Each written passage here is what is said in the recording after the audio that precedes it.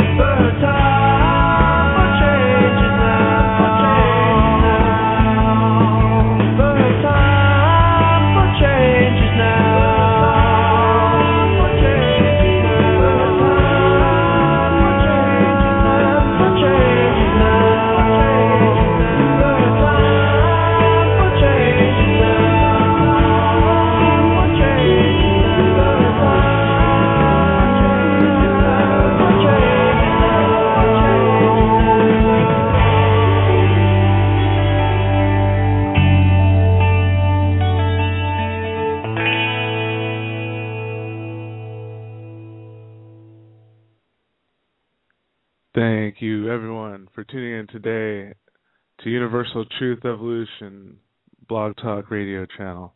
I am your host, Jerry Oblos, bringing you the information that major media tends to shy away from for one reason or another.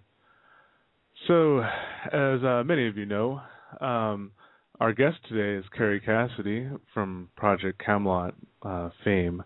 I know, obviously, everyone in here are huge fans and very appreciative of all the work both her and her co-founder, Bill Ryan, did to create such an awesome channel of awareness, shall we say.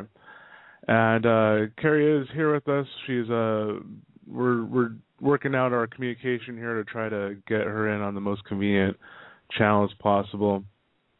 So she's calling back here any second. We did have a little chat a few minutes ago. So Kerry will be with us shortly. And for those in the archives maybe, and maybe for some of those who are just a little more curious about Kerry and maybe just are getting familiar with Project Camelot and Project Avalon's endeavors, Kerry conducts interviews documenting the testimony of whistleblowers and with above top secret clearances, with researchers and experiencers covering all I'm so sorry, people. All aspects of reality, both on and off the planet. So she tends to deal with everything in the stars and in between. So we are waiting for Kerry still to come back on, but I'm sure she'll be here any second. Until then, everyone, there is obviously quite a lot going on in the world right now, and a lot on the internet. So we are going to cover a lot of this stuff, especially I'm sure a lot of people like myself have questions about some of the recent developments. And so we're going to get Kerry's take on that, and whenever we get her on here.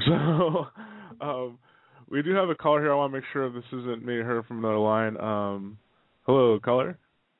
Hi, this is Kerry Cassidy. Okay, great. So I don't know if I called in the wrong number. This is the only number I had. So.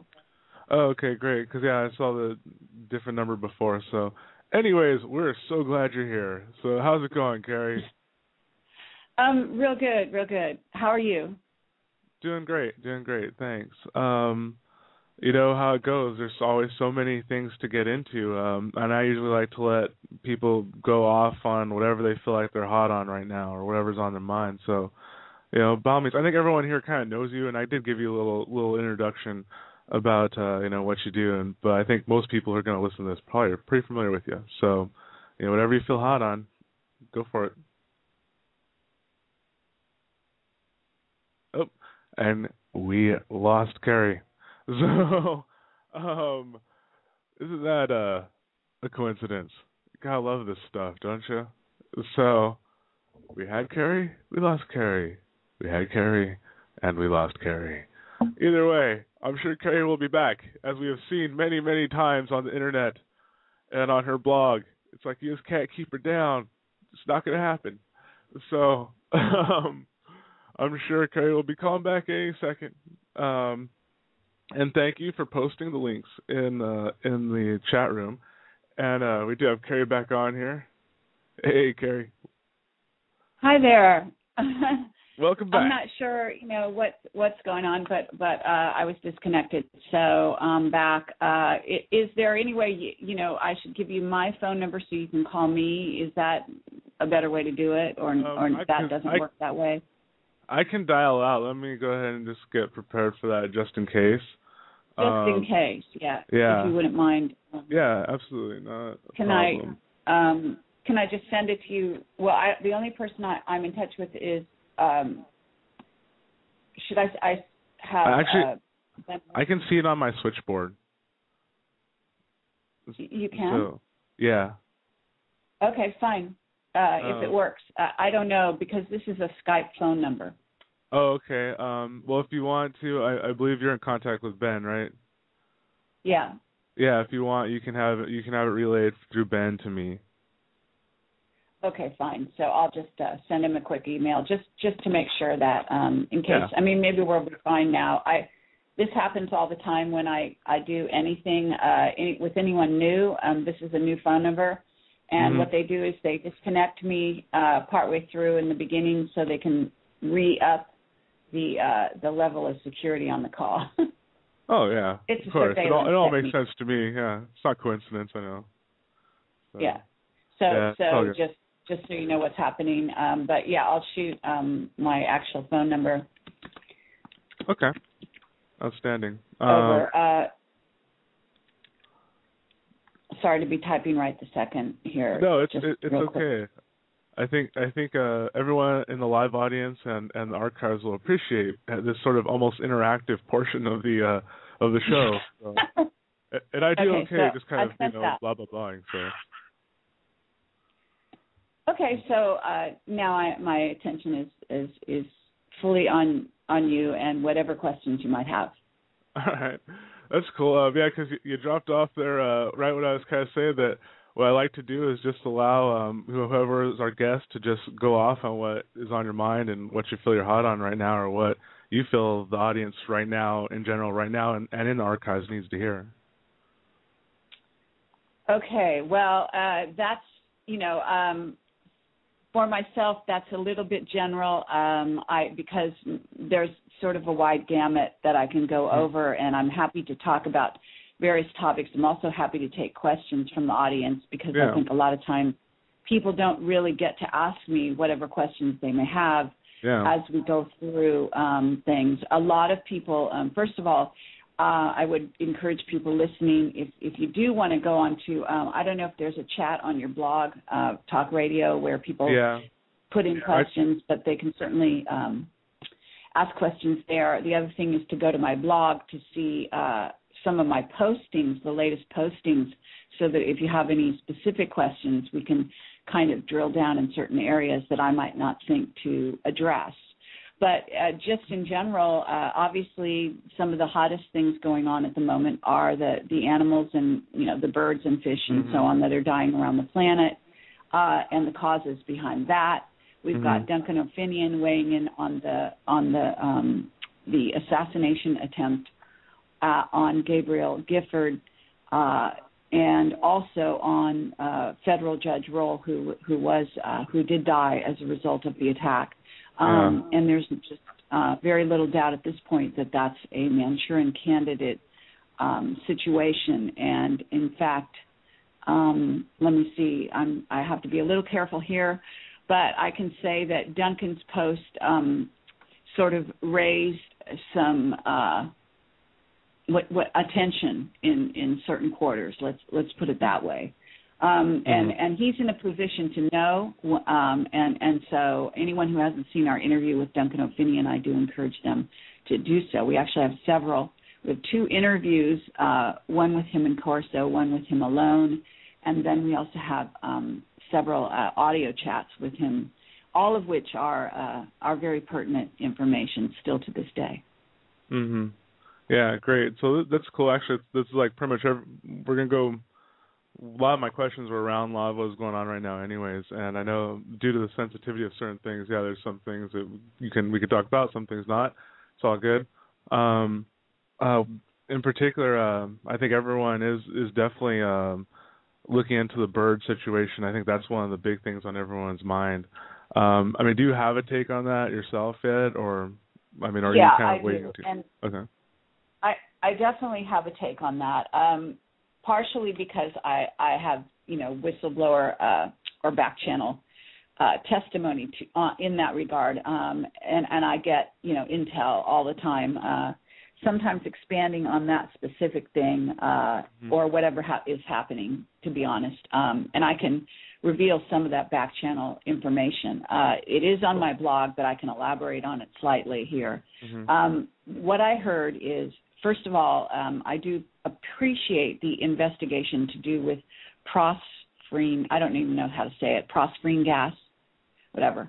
But it does not appear that is the real reason for what's going on. This is a worldwide situation, and it is not. some people out there would like to think it's for a variety of reasons, but there's no way that everybody, all these sort of creatures around the planet decided to die all in 1 week in January. You have to kind of look at that. And what my witness is telling me is that there is ground radiation that has been residually there that has, is targetable around the globe, that they are now doing tests to see if they can actually sort of trigger it to then do certain things and turn it into, in essence, what would be what one might call an energy weapon. And so that is done through the use of HAARP, but people have to understand it's also a computer-based software that can somehow trigger that. So, and I don't know the technical behind the scenes. All I know is that it seems to be a worldwide test that the powers that be in black projects are conducting. And so I appreciate all the good information regarding other things that could, from time to time, be responsible for various things. And this phosphine gas situation is clearly part of the problem, but I don't think that Wheeler's death had specifically to do with that gas, personally, based on the information I'm getting. And I have more than one source coming forward saying that it seems to be linked to HAARP, and it is linked to an energy-based weapon that is targeting certain areas that do have what, in essence, one might call a type of radiation, from what I understand. Interesting. Now, do you, is there any speculation as to why the testing? Is it the whole, Illuminati, look at us stuff, or is it it has to do with the military posturing with what's going on in the world? Or is it both, really? Is it kind of just trying to make a play off of it? Well, if you go to my blog and you click on, I think it's January 5th, I actually have a map. At that time, there have been more sort of deaths of fauna, I guess you might call them, animals and birds and so on, happening around the globe since then. But in essence, it kind of started back then, and that link will give you a map. The map will show you that it's really global, and isn't like Africa and so on. And I would say that military posturing, I wouldn't call it that so much as I would call it possibly a preparation for some kind of population attack on certain areas of the population, possibly even to be used at a later date. It could even be used, months, maybe years from now. In other words, they are always doing, we don't know this, but they're always doing tests of their black, operations technology, and they're doing a lot of it behind our backs. Most of the time we don't know about it. This is something very public. What I had also talked about is the similarity to the television series Flash Forward, because you just can't get around it. There was literally an episode about birds falling out of the sky in which the investigators made a trip to Africa to investigate that actual situation. And if you know the theme of Flash Forward, it was all about a blackout for, I think it's 2 to 7 minutes, can't remember the exact amount of time, in which almost everyone on the planet basically blacked out. And a previous test, sort of a precursor, was these birds that all of a sudden died, hit the ground and died. The idea was it seemed to be connected to a kind of a HAARP-like sort of what do you call that? It's like a cell phone tower type of thing. At least this is in the TV show. So there was a tower where a HAARP was able to send a signal to, this sort of maybe metallic receiving tower in the vicinity, and then from the tower the sort of kill shot is sent.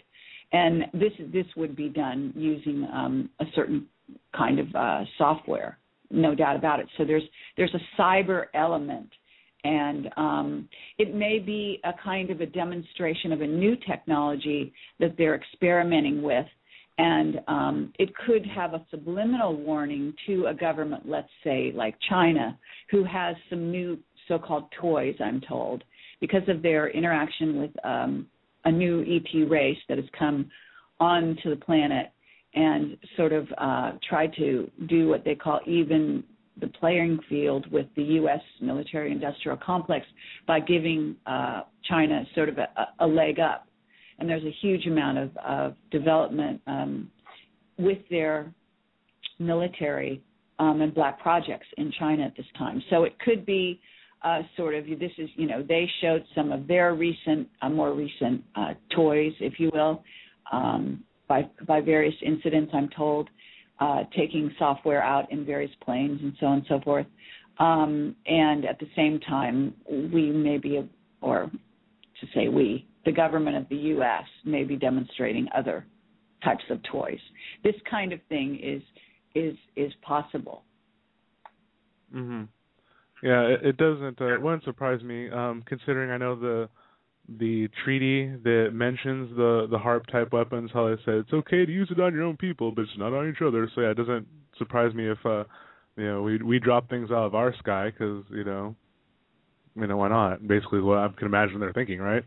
Yeah, that doesn't surprise me either. And then actually, I don't know, did you want to get into the whole situation in Arizona at all, or is there anything that you could share on that? Well, I would really encourage people to read Duncan O'Finian's blog entry, which is linked from my blog at this point, and I put it on my Facebook the other day as well, for those listening who go to Facebook a lot. But at any rate, he outlines how you can look for certain signs that this is a Manchurian candidate situation. One of the signs, in my view, based on all the research we've done on Camelot, is when you get sort of a relatively young person, but age doesn't necessarily matter, but ranting about certain things that are somewhat incoherent. That's one of the indications of mind control at work. Certainly the weapon that was used is the same weapon apparently that was used in the prior shooting, I think in Virginia, they said. That came out recently. And so there's definitely something at work. There was a man who was associated with the shooter supposedly in some way, at least they think he was. I don't know if you saw that element, which they said they were searching for this individual. Now, that may or may not be his handler or his, the person giving him the orders and sort of, handling him, if you will. I don't have much to add to that other than the fact that it's very crucial to understand when they're doing Manchurian candidate type incidents and why they might be targeting certain areas. Now, to target those particular individuals indicates there's some, there's a thought process at work. And Judge Roll ended up there supposedly by accident. But again, you have to understand that if people are creating a Manchurian candidate and they do use remote viewers to view possible futures, then in the possible future of the incident, they are going to see that Judge Roll may end up there and then therefore target him simultaneously. Yeah. There seems to be something to do with Arizona and immigration, possibly. It may be sort of inciting the locals sort of to become more paranoid about showing up at various events. There certainly is an element in Arizona of independence and outspokenness in what we hear in the news. And I have to say that this kind of incident may be targeted at closing down those kinds of open channels at the moment. Yeah. Yeah, when I was looking at what some of the statements were that this guy made, and some of the reports coming back on him about, like, from the people around him, it's interesting because one way or another, I do agree that there's programming at play, because I have my own theories about how this MK programming really just disseminates itself from everything, and how it can be triggered, like, by almost anyone in a sense. And I don't even think there probably necessarily needs to be a direct handler anymore. It just makes sense considering stuff we've heard from people like, you know, Ben, Aaron, Duncan, Dave. So and then, you know, how they don't necessarily want to get their hands dirty either. So it's kind of like you'd think they want to do it as remote as possible, like you're saying, using the remote viewers, looking into those possible outcomes, and then kind of saying, well, how can we do this without really having to do crap, you know? And so yeah, either one way or another, it just seems too convenient though that, you know, these two people get hit. So do you know any more about the judge? Because I haven't had a chance to really find out anything about him yet. I don't know if you had gotten any more insight about, like, the convenience of this guy being hit. You know what I mean? No, what I do know, I did do a bit of research around that. Like I said, the immigration issue seems to be one that they had both weighed in on. There seems to be a certain, you know, they're not just like rabid dogs against immigration, if you will. And one of the things that the judge did was to allow a case to come forward by some, I think they were illegal immigrants who had placed a case, and he actually took the case seriously. So that was that's an indicator. The other thing is that Gabriel Gifford also did the same thing recently. In other words, they're exercising more discernment. They're not just sort of doing the party line like rabid dogs, like some people do in regard to immigration. In other words, they're saying, slow down, let's look at the individual cases, let's consider both sides of the story, that kind of thing. That's what I get from some of the information that I researched. Yeah. And as far as the handler, I wouldn't say that the man on the scene that was talked about is necessarily his handler. I'm just saying it's possible. Certainly, these normal, Manchurian Candidate type things, there is nobody present, during the actual event. Although one can imagine that they do, just like in the death of Kennedy, that they had several positioned individuals there to either monitor the situation and possibly report back maybe be responsible in some form or fashion that we don't know of. And that's where you get Jack Ruby, and you get all these different players that were there, and standing, people standing on the lawn in different places, and all this. In other words, they don't seem to just send out one lone guy to do something. They end up sending spotters, possibly, or whatever. In other words, these things are operations, so there may be, I'm just throwing out that guy could be something of that nature. The other thing is,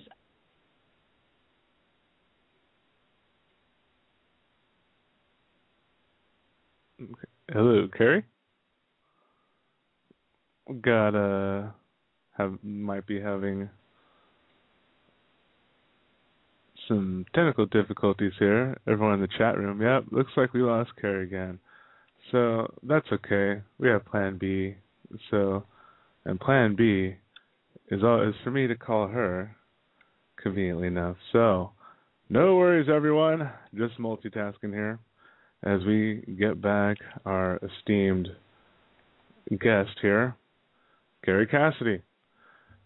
Apparently this happens from time to time with Kerry when she does these things, as I think a lot of us who follow her in her endeavors. Hi, you've reached Kerry Cassidy from Project Camelot. And we reached Kerry. Oh, wait, here we go. We have her back. Hello, Kerry. Hi there. Hey, welcome back. Please record your message. When you have finished recording, you may hang up or press 1 for more options. Hold on. There we go. Through. Okay, got it. I got it. Anyway, All right. Yeah, so I don't know. I probably said some too intelligent of things there somewhere. You're going to make a point. I know. It sucks. So I don't know. Shit. Like, no. But yeah, I mean, I hear you though that just in terms of that situation, it, like I said, it's just, we know there's no coincidences, and yeah, all these different people. I kind of, in the blanket sense, I sort of look like Jack Ruby and all these other people. I think of them as sort of like the psychic anchors that they use to put in place and, you know, drop things in here and there, and, you know, kind of like what, almost in a sense, like what, you know, the whole Charles interview with Bill. It seems like you know, that guy wasn't quite that, but I mean, it seems like it's something similar where it's like these beacons that, you know, you can either have them pay off someone, hire someone, or they're sitting there going, let me think really hard and manipulate the situation, things like that. So yeah, well, and you know, I'm happy to talk about the Charles interview with anyone out there, you know, who has questions in that regard. And I've certainly, well, I've got 2 substantial posts on my blog, also under the article link on my site. Most people may be familiar with those posts, but if you're not, then I do have to say I highly recommend them, because I really went into some detail because I was concerned. The first statement I made, called "Fighting the Good Fight," was just clearly, you know, to delineate out what was and wasn't talked about and whether or not it made any sense. The second post, Dark Lords, was to really, I have to say, after a very brief conversation I had with Bill, that kind of the red flags went up for me, and I was concerned that he didn't understand who he was really dealing with. So I wanted there to be no confusion as to who's behind the scenes and who Charles is reporting to.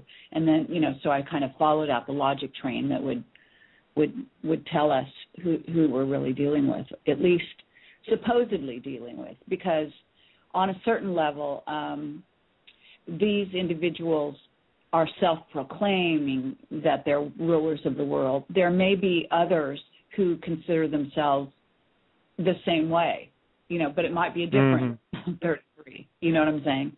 So we have that element of things. And Charles, you know, whereas he seems to have been used by them, and there's no doubt about that, and he worked for them and still does, I guess, in a certain capacity, although the capacity itself changed. But nonetheless, still reporting to them. There's no doubt about that. It even is evident because I got a feedback on my first post saying that maybe not all, but some of what I said and bothered some of the individuals, that they were not happy with it. So then I made a comment about that at the end of my second blog post, which was actually, I said it somewhat in humor. Some people think I was, you know, really no, I got it. I thought it was great. I mean, to say one's pissed off is, you know, maybe an understatement if you look at, you know, certain dreadful things happening around the planet. But, you know, one has to address it in some form. You can't just say, oh, well, it's just fine. But on the other hand, it's also been, you know, well known to us, you know, because that's what we deal with in Project Camelot. And we've been doing this in depth for nearly 5 years now. So it's not like I just suddenly became angry over something that's been out there in the public domain for, you know, ages. Yeah, I hear you. And yeah, I'm glad that you had a chance to voice that about that interview and Chucky there. Because, yeah, there is honestly, it's like I kind of looked at that and I'm just kind of watching it going, who's to say he's not doing his job right now still? So, you know, and he obviously is still reporting to them, like I'm saying, but he does like kicking people in the nuts, apparently. So it's like, you know, just expect that from him is kind of what I'm telling everyone. So, yeah, take it like all these things. I mean, you know? I think that I think that there's an interesting dynamic going on, and actually I've been in talks with Bill, again, very briefly, that we are planning to do some kind of an interview where I interview Bill about what Charles said. It's a bit odd to do it in that way, but my understanding is that I guess Charles is not available at the moment for me to interview. So that's kind of the dynamic that may play out. And if I'm able to, Bill has basically been in touch with this guy since July, which is when it first surfaced that this person had contacted him and was supposedly going to assassinate him, and then turned, as it were. Mm-hmm. There are elements of that kind of a scenario. I mean, one could say truth is stranger than fiction, but on the other hand, one could say that that's it's an op. In other words, it's the kind of thing you would do in an op in order to elicit Bill's sympathy, is by thinking that he was actually sent originally to assassinate and then changed his mind, so to speak. I have another contact who says, assassins don't change their mind. That doesn't happen. The other thing is that if the people who say there are the 33 targeted the Charles, which is in fact part of the backstory, which is in various places, I believe, on Bill's Avalon forum, that he himself was targeted after he declined from or changed his sort of path in terms of killing Bill, that they shot at him a couple times. Well, one of the things I'm told by somebody who is in a position to know that, look, they don't miss, and if they wanted you dead, you'd be dead. So that's absurd, this whole little drama that played out. And so it appears that perhaps there is an operation afoot, and I think that one can't ignore that possibility. But on the other hand, it is a new approach. These are people that think they're in charge, so they're worth talking to. There may be some elements of truth there. And so my approach is, I'm not going to become a believer at first blush, but on the other hand, I'll certainly entertain the notion and start investigating further, and that's what an interview is all about, or at least from my point of view it is. And so that's kind of what's going on there. Yeah, that's cool. And did you get a chance? I'm sure then you've seen his Bill's commentary then as well. Sure. Yeah, and so that I also saw that he had Charles kind of make a statement, but and I'm sorry, but this is just elementary, my dear Watson, as they say. It's just so I don't know how to. It's just like some of the discussion in the context of the interview. It's like, I don't know, if you want to talk to newbies about the situation who've never read a newspaper and have no idea what's going on, then that's one thing. On the other hand, if you're going to talk to us, then playing like we have no idea and playing like our audience has no idea, it's just ludicrous. To talk about things like GMO foods, which is so known, to tiptoe around the name of Monsanto is so I know, that was absurd. Hilarious. Yeah, that was hilarious. And then for Bill not to protest, that's even more absurd. So, obviously, I am who I am, and I play a certain role in Camelot, and Bill plays a certain role, and together we seem to be a great combination. I'm just not sure that this was handled in the way that it should have been. And as far as the explanation, both from Bill and from Charles, I'm sorry, but if you want to talk about genetic engineering and why, what it means when you genetically engineer a plant or a person, and that the objective is to get, a hybrid that's, bigger, faster, stronger. Duh. Hello. Why? That doesn't even require a post, in my view. I'm sorry, this is where I'm coming from. But and so I just didn't find it useful in any way. What has been addressed has not been helpful or useful so far. There is a huge amount wrong with the planet. There are controllers behind the scenes. They are manipulated by ETs. This much we know without a doubt, based on 5 years of going down the rabbit hole with various witnesses in great depth, I have to say. Not to mention my own intuitive capabilities that have also increased over the years. And I just have to say that we need more. We need a lot more, and the questions have to be more detailed.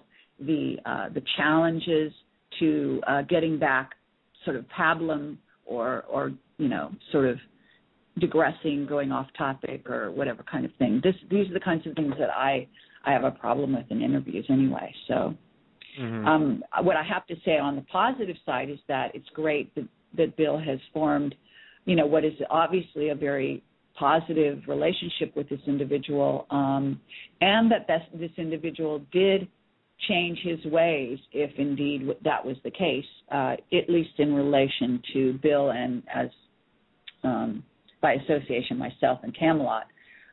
Needless to say, we need more people like that, all right? So I'm not putting down that effort. What I'm saying here is that there needs to be a much more, serious and in-depth interview done because the topics at hand are so weighty that just sort of a friendly chat, it doesn't really, do the trick. Yeah, that's very true, and I'm really kind of the same mind you are on this situation. It's really just kind of like wait and see. There's a lot of stuff that I don't know. Yeah, so there is we have been getting questions like crazy though from our chat room. Okay. So I figured we could just start jumping into some of them. Cause I think some of them you could probably just knock out. Like for instance, have you heard about anything more from the Gulf of Aden? Gulf of Aden. Okay, yeah. Wonderful. I mean, yes, there is more information that there definitely is a Stargate there, that there are incoming beings that have come in through there, that it's being cordoned off, that, it's definitely an off-limits area, that various governments are sort of wrangling over control of it, but ultimately, my understanding is that the U.S. is sort of predominant there. So, it's to say that, I guess, in terms of more, other than the fact that I've gotten more verification of that, I don't have new information, but I have added verification. Let's just put it that way. That's interesting to know. I think a lot of people have been very curious about that since Aaron brought that up, and there really hasn't been that many other people outspoken about any of it. So, and we know people talk to you guys, and so it's interesting knowing that there's some kind of confirmation there. So is there any insight as to like who might be coming through, and how, like, shall we say, third dimensional is this portal at this point? You know what I mean? Well, that's just it.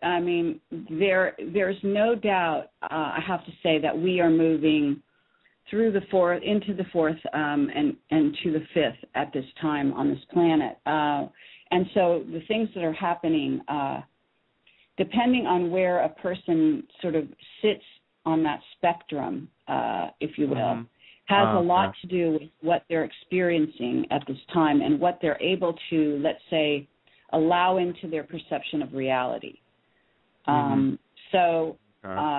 Recently over Christmas, I went to Sedona for a few days, and I was just very aware. Sedona is kind of, well, it has obviously a number of hot spots in terms of portals, energy centers, whatever you want to call them. And because of that, there's a certain heightened, awareness you can get into in places like that, places where there's very strong energy. And seeing through the veil becomes, is even more facilitated, if you will, in some of those places. And Sedona is one of them. And I was just very aware that was going on. Let me put it that way. And I see, I can see entities or light beings, and things like that, and feel various energies in various places. So the Gulf of Aden is going to be certainly one of those places.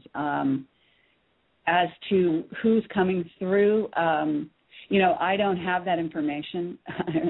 Everyone would love to have that information, I think.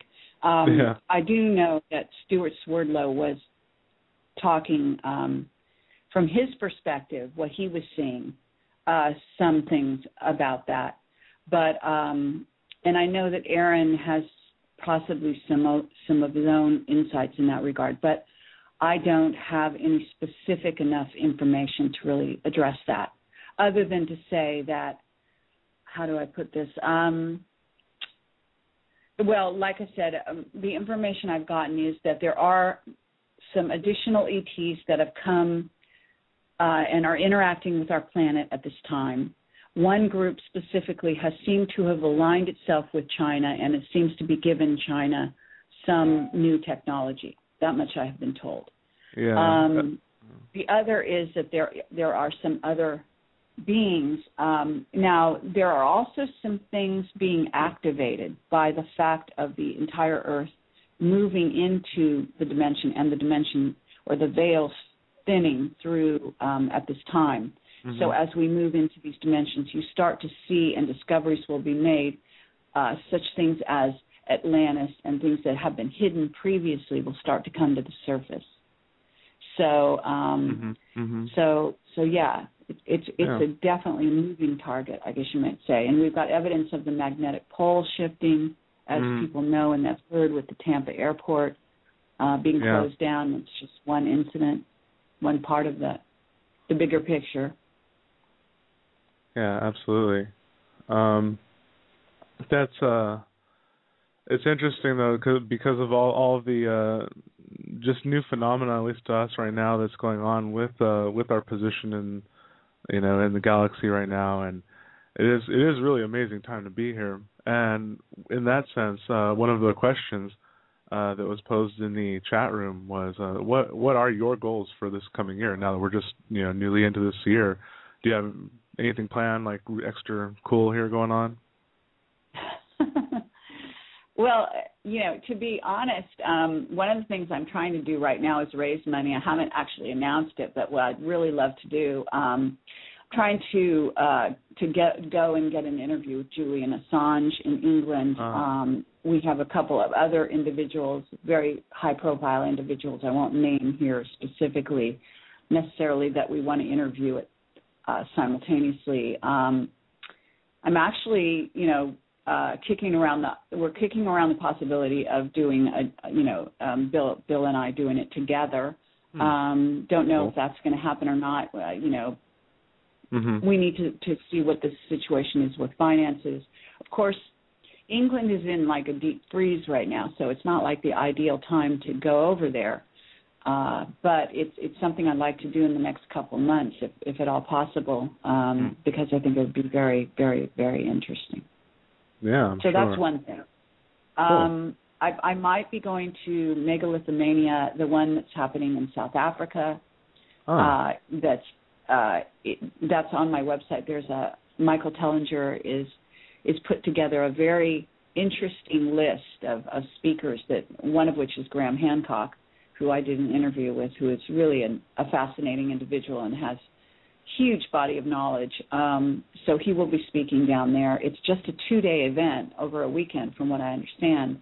But South Africa is a fabulous place, in my view, and cool. and certainly Michael Tellinger has become a good friend, and as well as some people around him. So I may, they are going to give me sort of free, what do you call it, a place to stay, and So all I have to do is raise money to get my flight, basically, and just, miscellaneous costs. So that's a possibility. Cool. We're doing some more things behind the scenes. We're working on some things to do with TV show, but it seems to be hitting the rocks. And so we don't know what's going to happen with all that. We also have possible conferences that may materialize, live events. And so there's elements to do with that. I'm very interested in going to interview whistleblowers in other places and countries around the world. I need funds for that. So that's really the biggest deal breaker is finding the money, because travel costs so much money. So in terms of plans, those are some of my plans, yes. Cool. That sounds interesting one way or another, and at least the endeavor will be intriguing, I'm sure. So another thing that people are asking here is they want to know about the Chinese White Dragon Society and the chemtrail thing, about if they're really going to try to shoot these down or something. I know that there are some claims about the Asian assassins and all these other things, and I don't know if you had any more insight into that whole ordeal. Well, that's, to do with Benjamin Murphy and yes, I mean, obviously the Chinese issue. And I do understand the effort being made by Benjamin Murphy. I mean, I'm not sorry, wrong Ben. Yeah. Benjamin Fulford. But what I would say so he's going to call right now. He just got a ping. He's like, I'm going to call. So, sorry, go ahead. Okay. Benjamin Fulford. Recently, I'm in touch with somebody who's been in touch with him, who the word came back that he thinks we are working for the NSA, of all things, which is just so bizarre. And, I have to say that, people from time to time like to think that we're working for someone. And the fact of the matter is just, if you know the history of Camelot, you'll know that we basically, we started this out of our own minds. I'm sorry to sort of disappoint out there that, we are grassroots and we are individuals who do care, and we did have a good idea, believe it or not. Hello, we didn't need some agency to come to us and set us off in some course.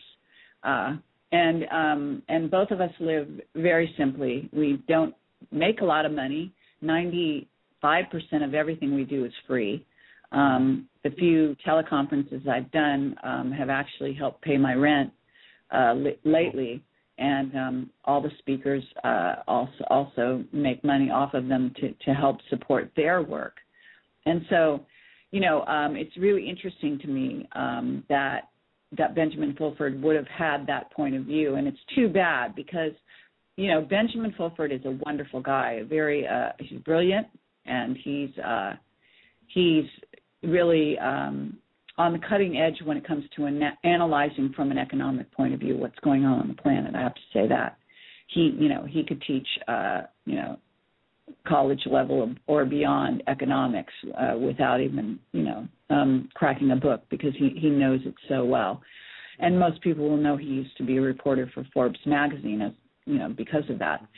But his heart is definitely in the right place. I have to say that I don't feel the same way about the people that he is putting his trust in. Mm-hmm. And I do understand that some of them are trying to apply certain pressure. Ben's being used as a sort of a PR guy, if you will, for those groups.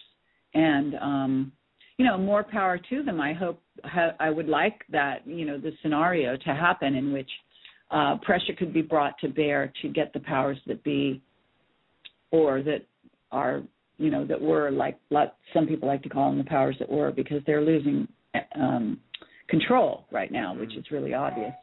And so that much I agree on. The trouble is that I don't think it's quite as cut and dried as Benjamin makes it out to be, and I think that he has been very deceived in certain areas. And I can also cite his interview he did a brief interview with one of our interviewees, Leo Zagami.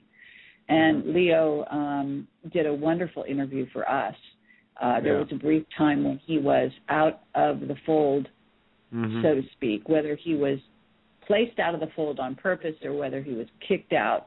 According to Leo at the time, he was being tortured and had been tortured and then was tortured afterwards. And I got phone calls from him in quite a state, even after the interview. And I have to say that he was brought back into the fold by force. The interview that Benjamin did with him was not acknowledging who's really running Zagami and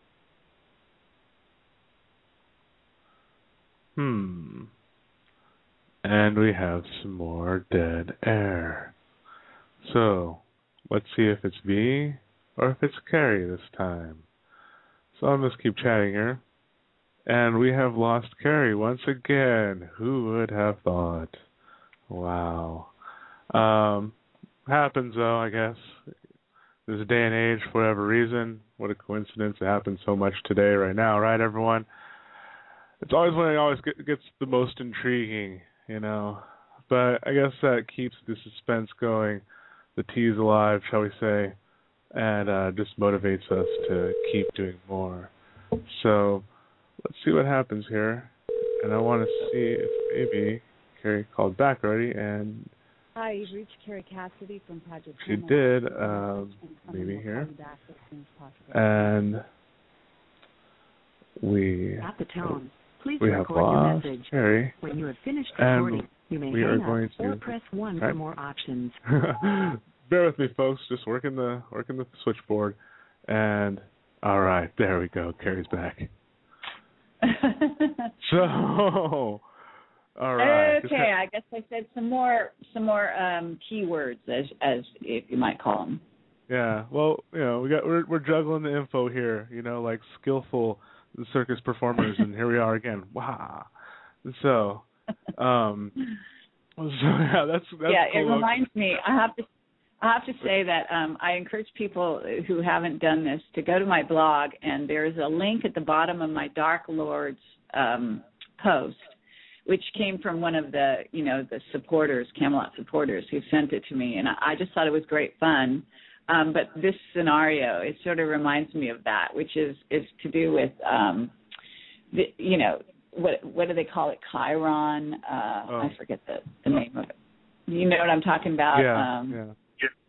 It's here. I'll get it 1 second. It's this YouTube video called Chiron Beta Prime, and you have these people that are being watched over by these huge, 8-foot robots that, and they're just kind of like waving and being friendly and, sending a message out to the other planets and just saying, hi, we should come visit, and it just kind of, it really epitomizes what's going on here on the planet, and in a humorous way. Yeah, absolutely. Yeah, I totally get you. That's we try to use humor here to kind of offset like the severe freaking darkness that goes along with all this stuff. And it's like, exactly. If you don't, you're like, oh, let me go run out there with my sword, and then it just goes squash. So it's like you have to just mellow, use the mind, So yeah, and well, we actually, did you want us to keep going? Because usually what I do is I take a break at the top of the hour, but if you're fine, I'm fine. Okay. Well, it'd be great to grab a cup of coffee, so I don't mind taking a few-minute break if that's okay cool. with you. That is awesome. I think I think we both deserve it after all the juggling of the phone lines here. So, but all right, everyone, we're gonna take about a 5-minute break here with one of crowd favorites. So grab yourself a cup of Joe, a little bit of water, enjoy yourself. We'll be right back and talk about some more intriguing stuff, taking more questions. So here we go, everyone.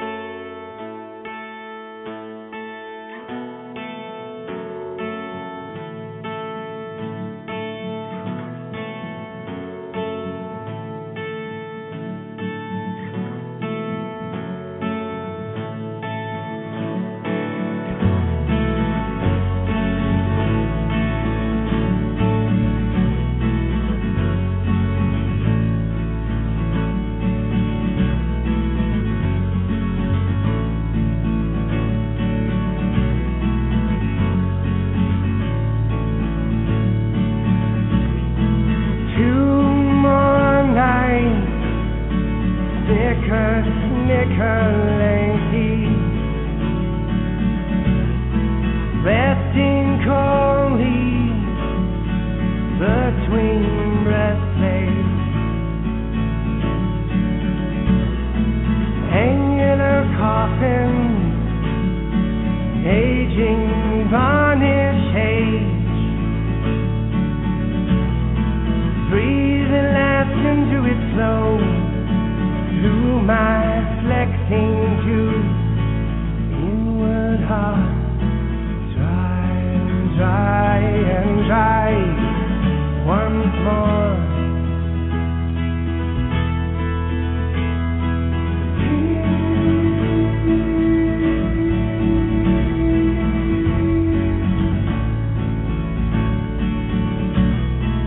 To the merry mounting post, dark and high, she fellowship, straighten and strengthen this, pour again and again, to temple blows that you spinning tin,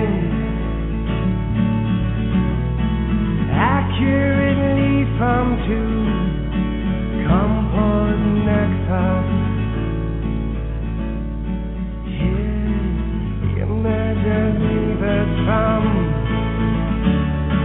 intermittent light, creeping shadows unfold.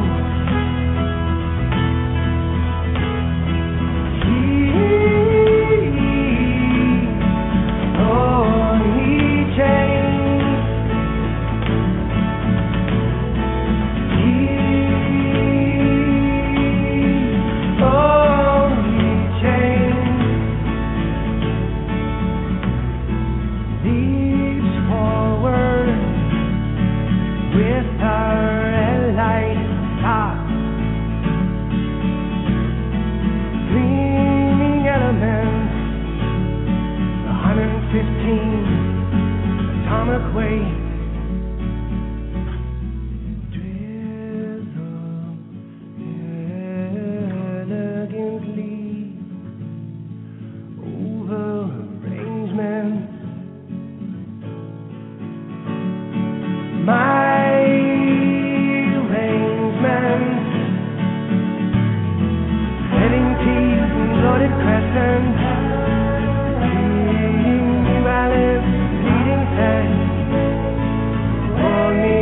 Spicy jet, connecting love, love, love, love. Golden moments can hide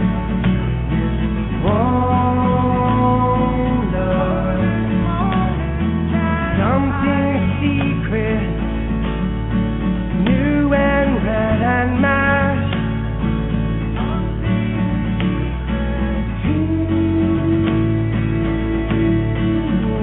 In real time, sweet and candid.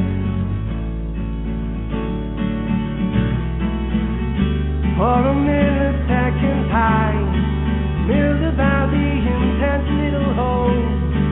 No reason, just a candle in my hand. And I'm the lid and watch my eyes glow.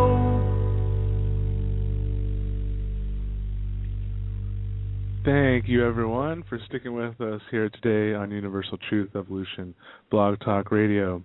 We have our guest here today, Kerry Cassidy, and since I'm getting a lot of inquiries anyways, I'll just let everyone know that song is Pumpkin Poem done by Kurt Ross. It's not on any of his records right now, but we're going to start doing this for all of our music that we're using here, is doing our own little slideshow videos up on our YouTube channel, so we'll at least get a chance to enjoy some of the if you dig on some of this music, you'll get a chance to hear it again.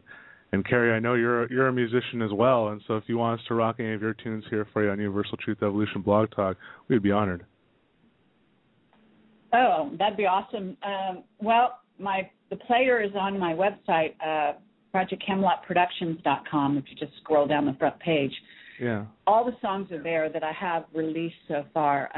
Great. And sure, you're cool. welcome to play them. Yeah, it's our truly our honor. I mean, in a lot of ways, like, you know, yours and Bill's efforts really have probably joined a lot of us here together right now. So on top of the great work you guys have done collectively and apart now, it's like there's just so much positivity that's came out of it on top of just bringing the information. It's all these connections have been made. All this coolness is now manifested out of people's, you know, imaginations. And it's just going to keep increasing. And I say the powers that were, because, yeah, they're slipping away. So it's interesting times. You. Yeah, absolutely. No doubt about it. Mm-hmm.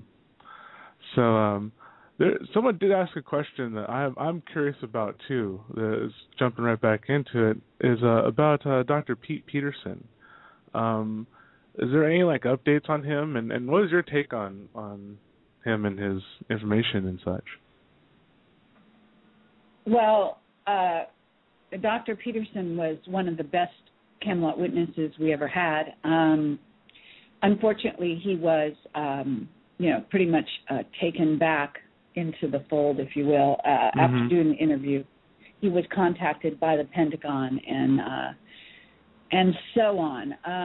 And he also, that was also one of the hardest interviews we had ever to get released. Once we conducted the interview, in many ways he was already sort of regretting the fact that he'd done the interview. So unfortunately, we are not in touch with him. I mean, I send him inquiries from time to time that come across my email from, individuals looking for help with wanting to purchase his instruments and so on. But he is not selling anything in the public domain to our knowledge, and unfortunately has, I'm not sure how you would term it, but I think that he's more or less gone back to work for the powers that be in such a way that he's not really accessible any longer. I will say that he, his information was stellar. And I have to say that I guess I was going to be murdered. I was going to be killed by them, not by Peterson, but by certain individuals working for the powers that be as a result of my portion of that interview. So if people want to figure out what was there that was so I'm wondering if it was important. I was just wondering if it's the question about the illuminators, as I call them, the cybernetics and stuff like that. You got very standoffish when they talked about the like what Aaron would call the fifth generation super soldier. That's exactly right. Yes, that, and certainly. I would say one word. Terminator. That's what I call them, the illuminators. I call them the Terminators. But that's really the key right there in many ways. Mm-hmm. So, and I'm not at liberty to say more than that. I'm sorry, I'm not at liberty to say more than that. But that's absolutely the key right there in my view. Yeah. I mean, there is more. The information about what he called the information field, which even goes beyond what people will know of as signal non-locality, is also really extremely right on. In fact, I have to say that, David Wilcock, as people will remember, did one of the portions of the interview, and he is also just finishing up writing a book that involves a lot of the research information that he got from basically Camelot whistleblowers, for all intents and purposes. Certainly scientists out there and information out there that he's fleshed out in a big way. So So all of that is really great stuff. Yeah. I'm actually looking forward to David's book as well, because it's nice to have.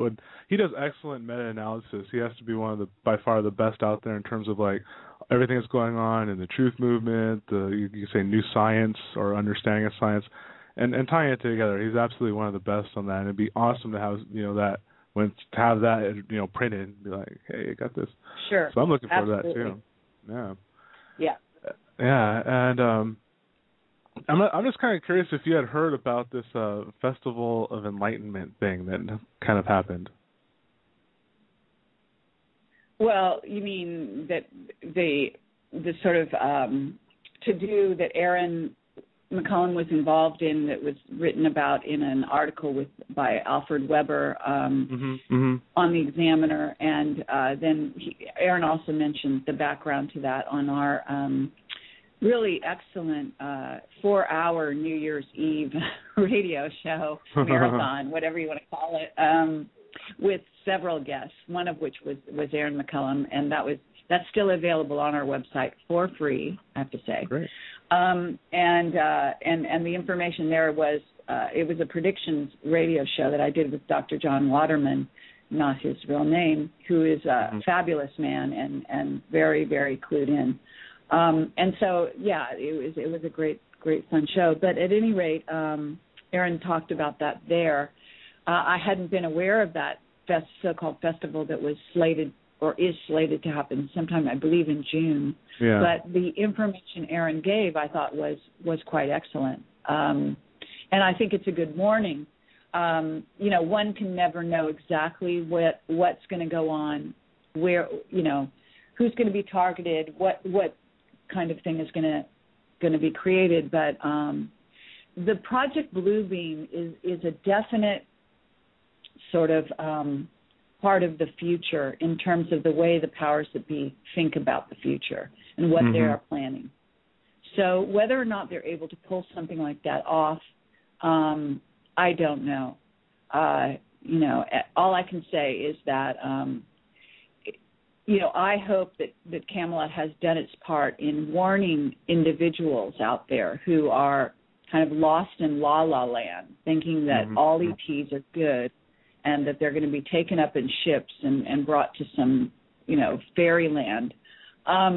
Just get wise, in that regard, and just be extremely discerning, because I'm afraid that just sets those people up so ripely for disinfo in every way, shape, and form.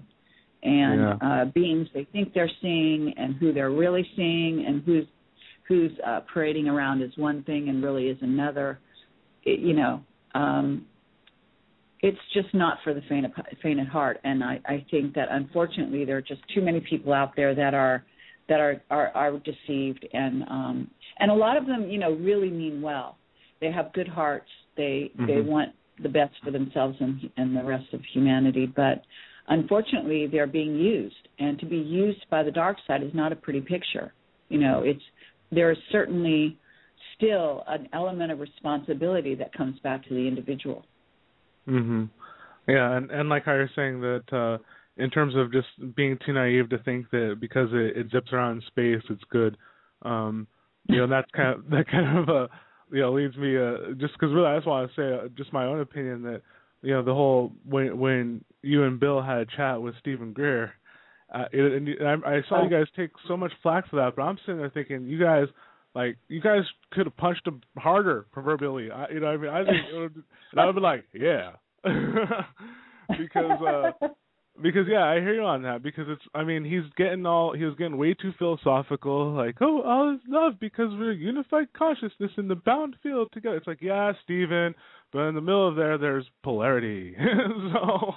And that's where we're residing. So I thought great job. Well, he can wax eloquent if he wants about all being one, which is all great. But my trouble with him, and where I really took issue with that interview, which actually I didn't even want to do. He just kind of walked in and sat down. A lot of people think we initiated that. We didn't. We had asked him for an interview, but actually he interrupted us at the end of a future talk with Bob Dean and Henry Deacon and Alfred Weber, and came in and sat down and said, okay, I'm ready. Let's do it. And that was because I had written a blog post basically, calling him on some lies that he told to over 1,000 people while standing on stage. And so, it was contentious, but, I think that, we warned him ahead of time. I told him, look, this is not going to be a friendly interview. Obviously, we don't agree with you on certain things. I said, do you really want to do this? And he said, yeah, bring it on. So we did. We brought it on. I got a tremendous amount of flack for it. But at the same time, I also got a lot of very insightful, very complimentary statements from people.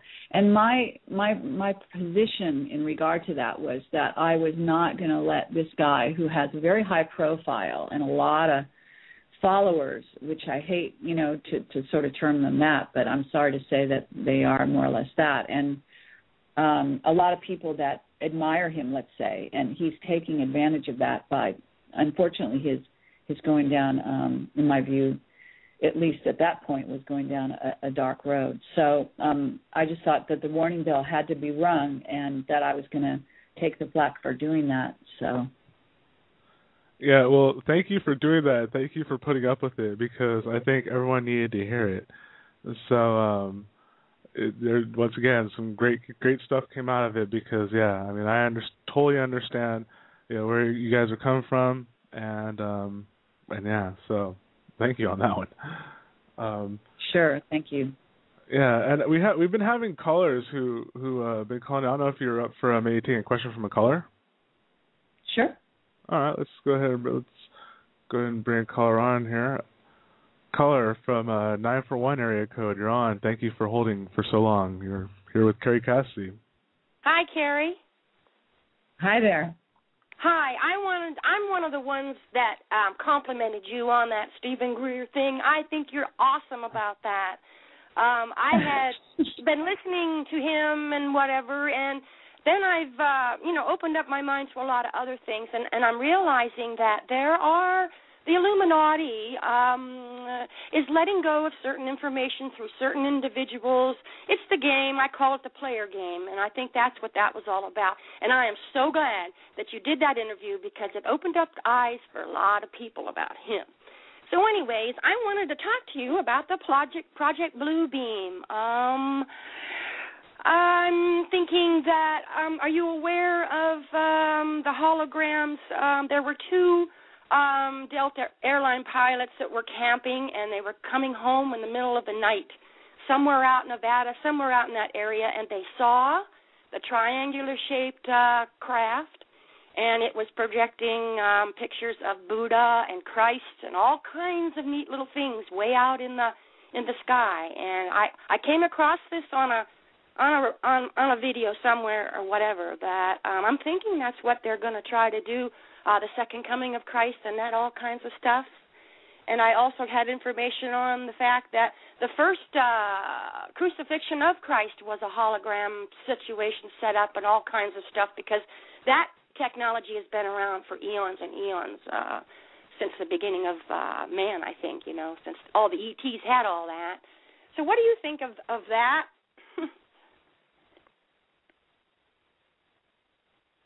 Hello? Yeah. So, is she there? Possibly. Hey, Kerry, are you there? Oh, no. I knew that we might lose her again because of this. Guess what? We topic. Lost her. No, they're doing that on purpose, so. Oh, it happens, That's okay. We'll get her. Well, I'll go ahead and ask her, rephrase your question for her about Bluebeam, and if you want, just hang on the line here. And yeah, I do. There's one other thing to ask her about the Swerdlow. Oh, yeah. I want to know what she thinks about his comment that all channeling is mind control. All channelers are mind control. Any kind of channeling is mind control. So ask her that. Okay. Yeah, well, we can talk. Thank you. All right. No problem. Thanks for holding.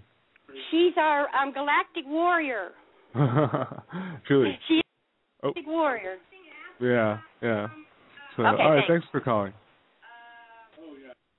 All right, so waiting here, and we are back. Hello, Kerry? Hello. Yeah, I'm sorry about that. I don't know what happened. As usual, no worries. Up. But the hologram, yes, absolutely. Guys in the desert. I don't know if people have heard our interview with our last interview with John Lear. John Lear has been talking about holograms even being used in 9/11. And actually, John Irwin, who is another whistleblower, who he's written a book called The 16, and he's based out of England. And many people will be familiar with my interview with him, an audio interview. Anyway, both those men are pilots, and both talk about the holograms being used in 9/11. Mm-hmm. And I have to say that John Lear also talks in our interview. I believe it's on the record in the last interview we did with him, in which he's talking about that there's a story about I believe someone in driving in the area of the Bay Area, Palo Alto, along the 101 freeway, who saw a very low-flying plane that basically just disappeared. And at first, they obviously thought it was a plane over their heads when they realized that it blinked out. It was a hologram. And so I believe that there are probably tests being done constantly where, people thinking that they're seeing the real thing when, in fact, they may be seeing a hologram. And John Lear also talked about being part of a lecture in which the speaker was a hologram, and they all he disappeared. Mm-hmm, mm-hmm. So regarding holograms and Project Bluebeam, that's absolutely the real thing. Some people will be familiar with my small video that Bill did of me, which it was really unfortunate. It was in the middle of the night at the border of France and Switzerland, and we at Lake Geneva, right near Lake Geneva. I had a sighting around 2 a.m. or something like that, in which I saw a very, very large craft flying over this small French town that I was staying in, and anyway, I reported live on sort of like by this interview that Bill did with me briefly there, and people will be familiar with that. That craft was not a black triangle in the classic sense. It was sort of pie-shaped, I guess you call it pie-shaped, thicker vehicle, but very, very large and dark-colored, certainly, with just a few lights, I guess, around the back of it. Anyway, that was a sighting that I had. Yeah. I remember when that report came out. That was pretty intriguing. Definitely interesting. And at the time, we got a lot of people coming to us later who live in that area saying that there were, those things were sighted all the time by people that live on the lake. And CERN is right there. So so there's definitely something going on. Interesting. With regards to all of that. Well, I thought it was interesting is because just this past week, we actually had a mass sighting down here in, it's kind of a little Southern California here, so I guess you're around here too, but in Lake Elsinore area, where apparently like hundreds of people seen basically multiple ships form a triangle.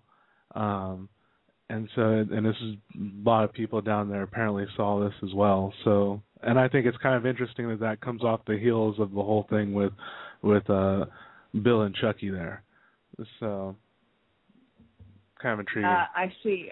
Okay, yeah, because they were talking about that, you mean? Yeah, because he was saying about the blue beam thing, and he's saying like how part of the kind of disinfo to make people think that it's ET is having these craft that look like they come together in the triangles. Because he specifically said about because he said most people would be like, we can't do that. It has to be extraterrestrial, and he was saying how that's part of the blue beam. Right. So that's kind of what I was referencing. And then we have that over here, and I'm sure you're aware how we have Pendleton and all the things out in Palm Springs, and there's this March Air Force bases down there where these sightings were, and a lot of people who live down there report like seeing interesting things flying back and forth over there quite often too. So it seems like one way or another, something's amping up, Yeah, absolutely. Well, I want to say that my Michael Schratt Part 2 is now edited, and actually I've brought on board somebody to help me because I'm not the best editor, and it's actually not been the best use of my time. So I finally found an editor to help me with editing the Camelot interviews. Cool. And so my Michael Schratt interviews should be released very shortly, and have to say that's going to be very cool because that involves Michael is, as many people will know, is really an expert on aviation and history, and he interviews NASA engineers and scientists and various people as part of his work to put together the picture of the black technology that we have actually behind the scenes. And so in the first part, he showed some of the more conventional aircraft and so on. This second part involves a lot of the ET reverse engineered crafts that we are supposedly dealing with. So that should be a lot of fun for people, and that should be out. I'm hoping we'll get it out sometime this week, and that should be a lot of fun. Yeah, I'm looking forward to that one. I really enjoyed his first interview. I know it was off the cuff, but the information in that was outstanding. I mean, there's one of the questions that people had in here of like how best to help wake people up in a sense. Well, like Michael's grounded approach, where he wasn't breaking anyone's laws of physics, just establishing the secrecy, so to speak, and getting this stuff done. It's like excellent work. So now I'm really excited actually to hear that that's coming out. I'm looking forward to that. So. Very cool. We do have another caller. Oh, I'm sorry. Okay, go right ahead. Okay, and I great. apologize to the other caller that I got cut off. Hopefully that won't happen again. Yeah. Let's see here. And switchboard. Caller from 441 area code there. Thanks for waiting. You're on with Kerry Cassidy. Hello, caller. You there? Hello. Hello. Hi. I'm calling from the UK. There. Oh. Hi, Kerry. I'd just like to thank you and Bill. You guys are doing an amazing job, and as you know, you have a great following here in the UK. I just wanted to ask you a question, Kerry, in reference to the recent water shortage. I don't know if you're aware of it. That's been happening in Ireland. Have you heard about that? I'm sorry, what? The water shortage. A lot of the people who live in Ireland were without water all over the Christmas period. Did you hear about that at all over there?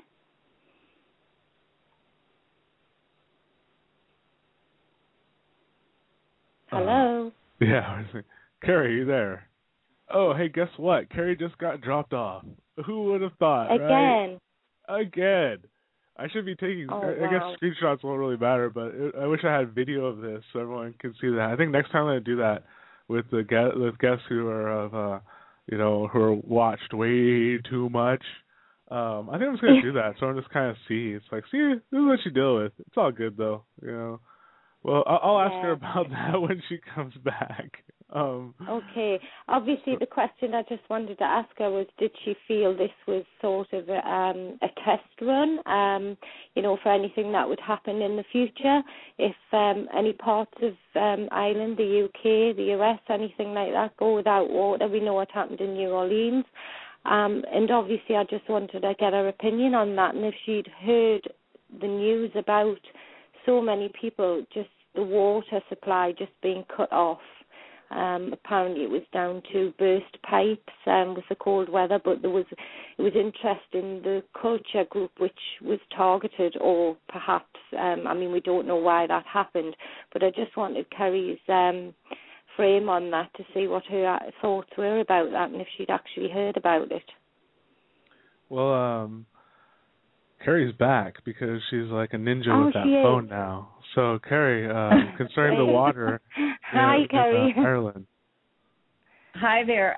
Yes, I did. I caught the end of your question there, and I have to say that I was not aware, and I apologize for that, of the water shortage in Ireland or what was going on. I do know that Ireland is being sort of, there's an effort to bring Ireland to heel, so to speak, in regard to the whole New World Order and stepping up and to being part of the European Union and going into debt and bankruptcy and all of this. It may be that the water shortage is engineered, but I don't know for sure. I have to say that they, one of the things they do, and one of the things we will be having huge water issues. There's no doubt about it. And I think Jesse Ventura also did a show recently regarding water. They could be using Ireland as a test case. In other words, to see how people behave under water shortages and things. Yeah, because it was interesting, the target group as well, Kerry. It was Belfast, I believe, which obviously there are large, in those communities, there are a large amount of people who are on a lower income bracket. And there was a lot of people struggling with no water. They're setting up huge water storage tanks for people. And I just had a feeling when viewing it on the media, the way it was being portrayed, it went on for such a long time. So obviously it wasn't broadcast as much in the US on that media, but there was an awful lot of families going without water, and it just sort of like shouted out, about, is this a test case? Is this something to see how the people will react? How it will run out? Fascinating. I'm wondering, the last place you'd expect there to be a water shortage, I have to be honest with you, is Ireland, because it's, you have a tremendous amount of rain. It's usually shown. I haven't been to Ireland, would love to go. But it's like north of England and in Scotland. Surely you have plenty of rain.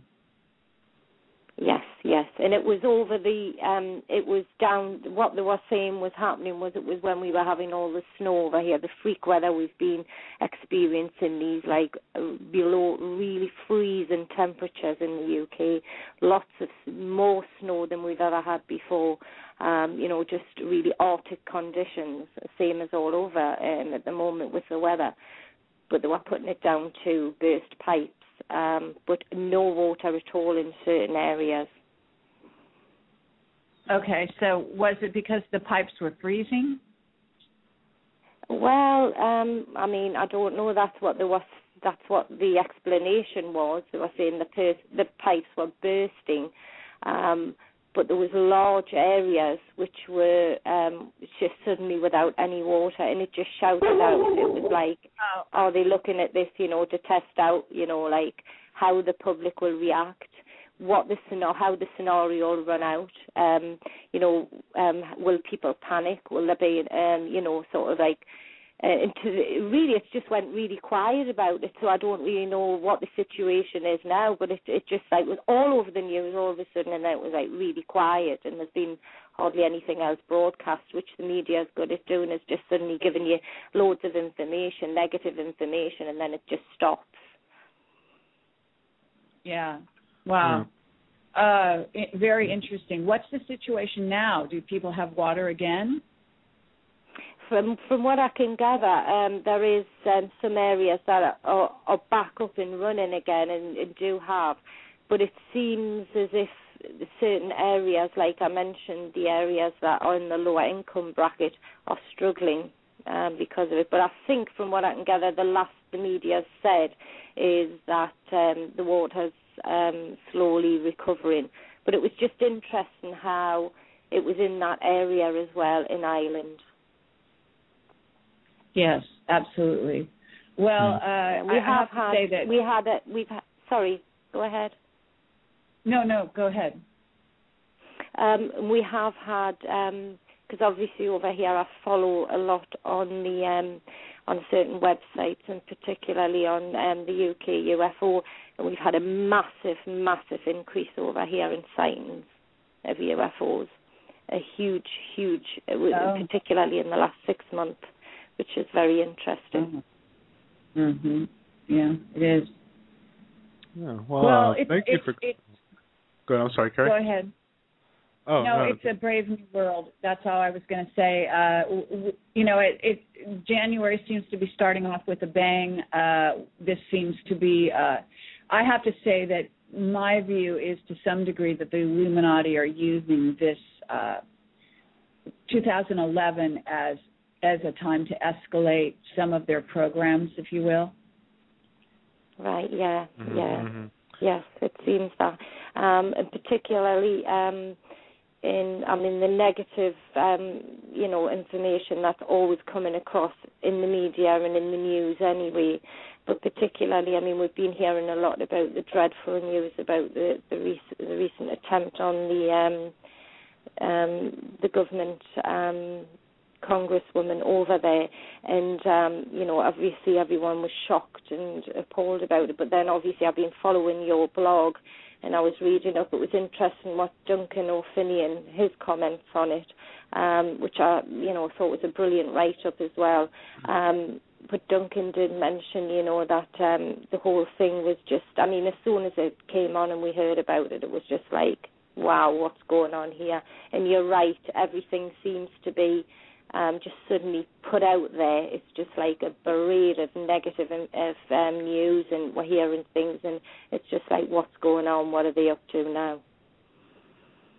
Yes, exactly. Yeah. I think what's at hand here is that on our side, so to speak, there needs to be an added vigilance, and that people need to sort of, I guess as George Green talks about, stay in the role of the observer to some degree, at least in part, because if you go off the deep end, you're really not going to be any use to anyone around you.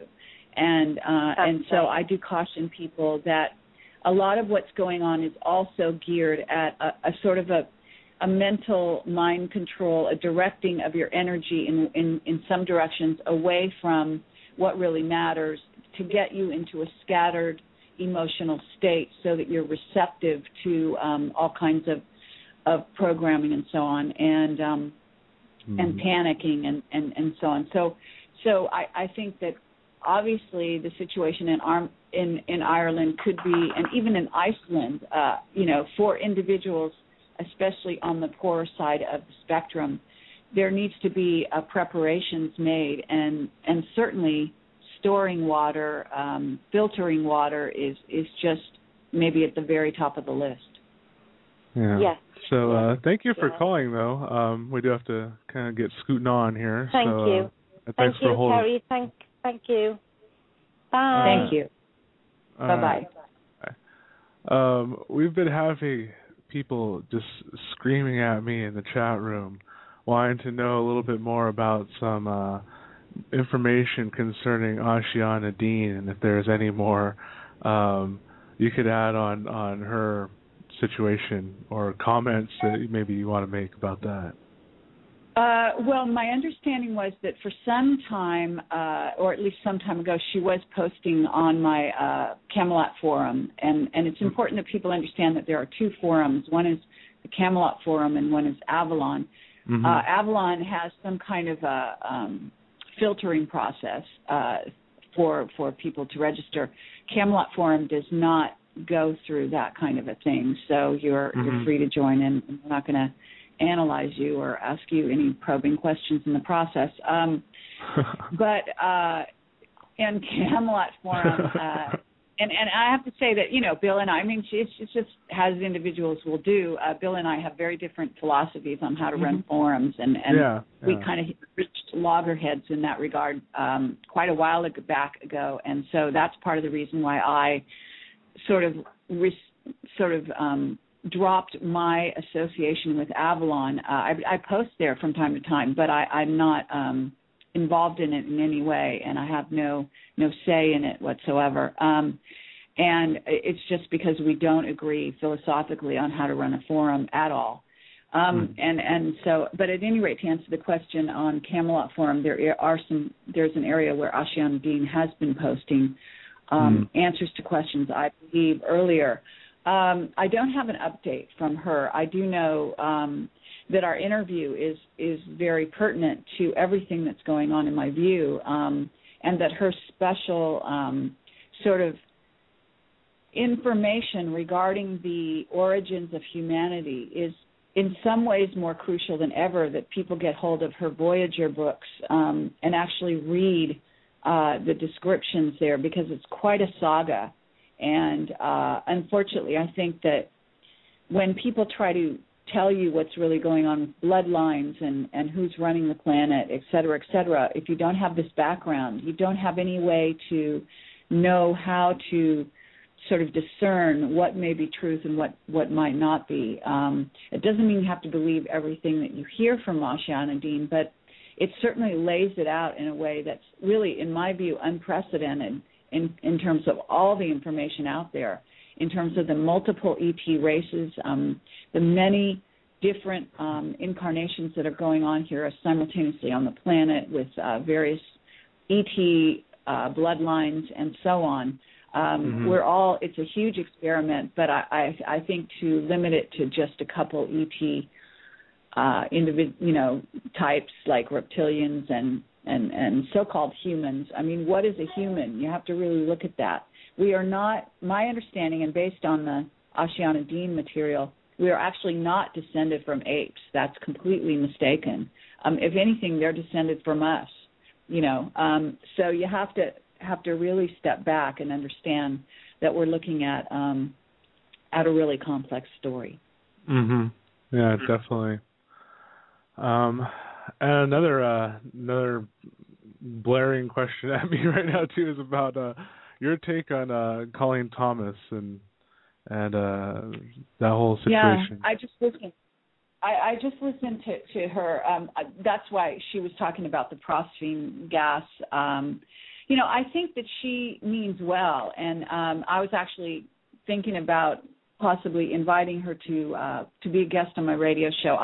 I'm not adverse to inviting people who I don't necessarily agree with on my show. I think the dialogue can be very interesting, and I believe that she firmly believes there is a plot. And I guess from what I could tell when I listened to her most recent video, she thinks that this population elimination is going underway with this phosphine gas. Not sure if I'm saying pronouncing it right. Around, in terms of chemtrails, and I guess, her focus seems to be very much in the U.S. But I have to say that I think it's more complex than that. It's a worldwide situation, as I mentioned already. And if you judge from her other experiences, some other interviews, sadly, I think on a certain level she's I don't want to insult anyone, but I think there's a tendency to kind of get into panic mode, and it's understandable. And I think she's very well intentioned. She's one of those people who are getting information, trying to figure it all out, trying to put it all together. And unfortunately, I don't think she quite has the spectrum that Camelot gives you in terms of the overall big picture, and that's where you tend to focus in. And I have to even say, I recently heard from John Waterman, who lives in the Arkansas area. He's heavily investigating this at the moment, and his take, and he, as many people will know, has a background in the intelligence agencies. just as I understand Colleen does. And he says that he believes it's HAARP related. That's what he's also getting. So take it for what it's worth. I think she's very well-meaning.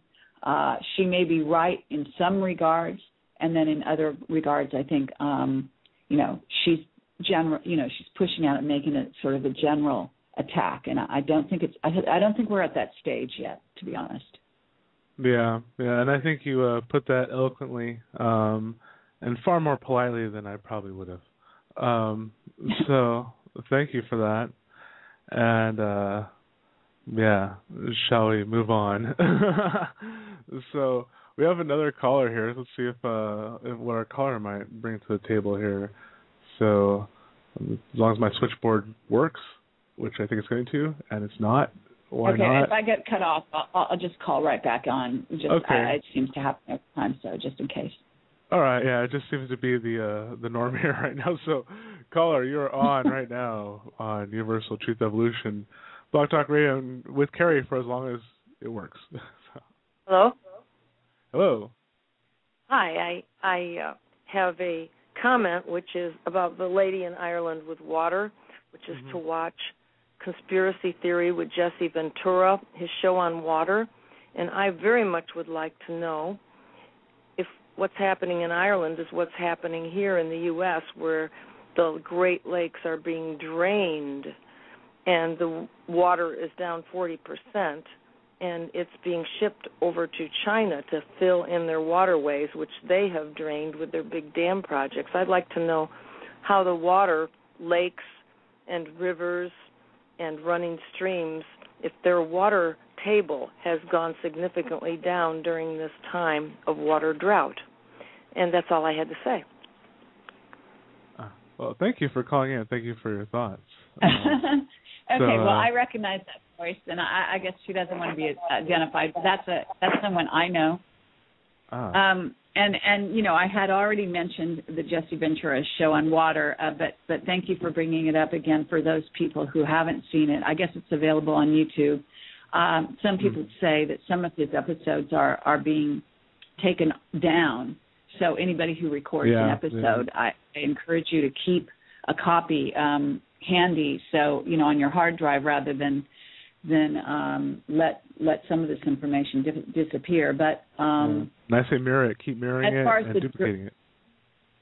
Yeah, and as far as the draining of the waterways, I haven't heard that, but I'll take your word for it that that's perhaps happening, at least regard to the Great Lakes. I know that Jesse talked about China coming and taking that water, which is actually a very bizarre thing in my view. I mean, I think that they would have countries with fresh water closer to them that they could be taking water from, as opposed to coming all the way over here. I don't think it's even, it doesn't really make a lot of sense, I have to say. So perhaps that's what's happening. Maybe there's something else going on there. That's just what my intuition is saying. That and then there's another side to this, which has to do with black projects and actually creating water. Water can be created, and we have at least one witness who has gone to deserts and created water and so on. So that technology exists. It is out there. Trevor James Constable is a name you can look up on the internet, who was investigating making rain and other things to create water. But there's more recent investigations in that area that. Okay. I'm wondering if we are dropping Kerry again. More dead space. Apparently, we have lost Kerry once again. But it's not to be a surprise, really. It's what we've been seeing all show, right? Caller, drop. Yeah, happens. It's all good. I think we're getting quite a bit of information as it is, and it's been coming nonstop. So let's everyone's brain get a nice breathe in there, in and out. Not waiting for Kerry to call right back because she's quick on the draw. as we've seen many times. And without breaking a stride. You get the gist of what I was saying there. Yeah, without breaking a stride, look at that. We're back. So, oh yeah, see, just getting too good. It's just making you quicker, Kerry. It's all it's doing. It's just increasing your killing power. You're just like ninja. Yeah. Well, whatever doesn't kill you makes you stronger, as they say. It's absolutely true. Yeah, definitely. We'll rock on that one. There's a interesting question here, and I'm sure on a subject that I know that interests you as well is free energy. Do you see more free energy devices making their way to the masses like relatively soon? Yes, I do. And I have to say that the powers that be absolutely are having a terrible time trying to prevent that from happening. They're still killing off researchers and doing all sorts of things to change their minds. John Bedini is a well-known researcher in that regard. Apparently he has a device George Green has been talking about. I'm hoping to actually do an interview with John sometime in the near future, and I would need to go up to the northern part of the United States where it's extremely cold and snowing. All these interviews seem to be requiring me to go to freezing cold areas. I'm not sure if that's logistically intelligent, but at any rate.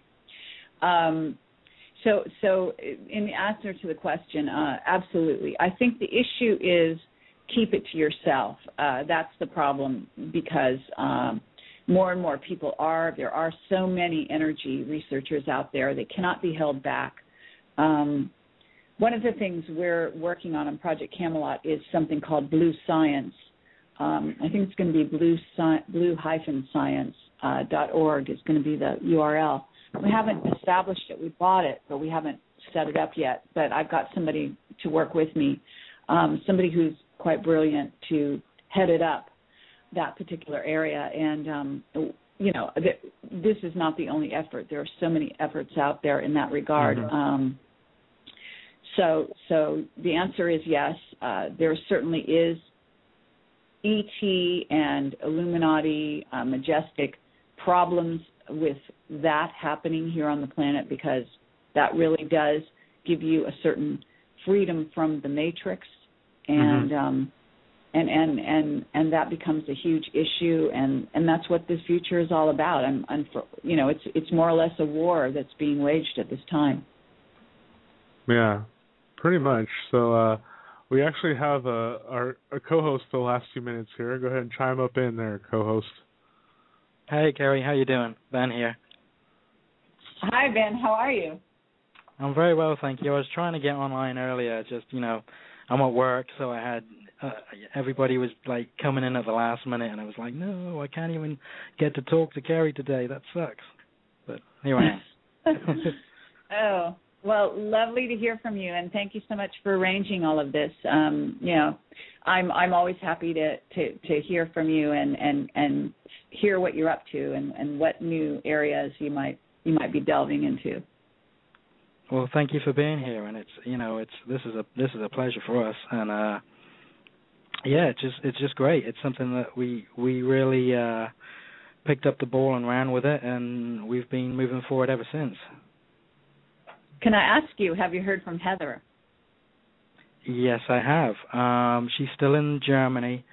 I believe the last time I spoke was quite a while ago, but I believe that she went back into doing what she was doing, which was operations, but she was doing it in Eastern Europe.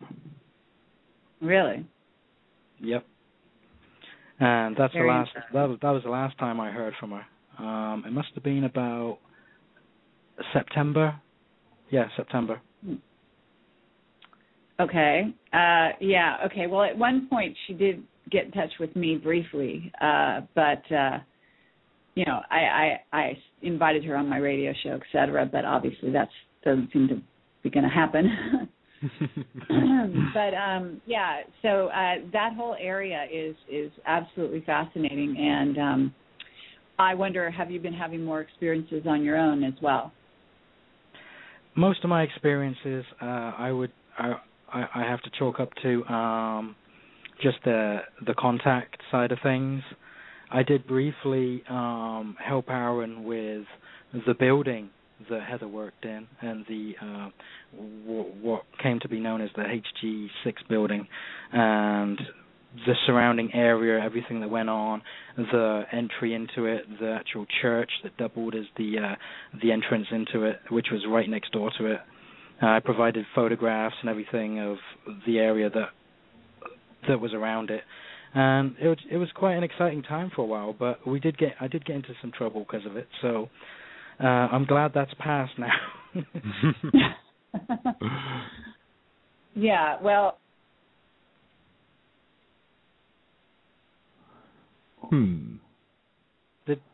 We lost. We probably lost her again. Oh no! 5 minutes remaining. That sucks. Yeah, about 4 minutes. We'll see. She's pretty quick on the draw though, so I'm sure we'll get her back in time. So it's interesting. It's interesting. It is, and the same thing happened the other night on the Pig Radio show with me when I started talking about certain things, and I was just shut down for the entire night. I could do anything I wanted online, but if I went near Skype, it just sort of growled at me. Apparently, I was online, but I couldn't speak. My mic was low, and the next day I had no problems. So yeah, it must be the Illuminator topic again, and it's kind of funny because I had a dream last night about seeing somebody messing with the phone, like a phone panel. So I was like, oh yeah, that's right, I am having Carry On today. That makes sense. So yeah, see, look at that. See, Carrie's back like magic. Awesome. Okay, so obviously the powers that be don't want us talking to each other. That's for sure. Oh, definitely. Yeah, way too much information might just like make sense. Yeah. It lets you know you're in good company, yes, right? Yes, indeed, definitely. Lets you know you're in the right track, right? Does this happen to you guys often with guests? That's what I want to know. No. Well, not so much with guests. It's actually, yeah. As I was saying to Jerry the other day, I was actually on Pig Radio and I was talking about China and some of Ben Fulford's information on what I perceived to be happening, and I was blatantly cut off on Skype because I started talking about some things that I know I shouldn't have because of my connections and my time spent in China and things like that. So it was very actually, well, that's a good question. I think you would have a very good you're in a very good position. People don't realize because you grew up in sort of the Orient, and you know I forget the language.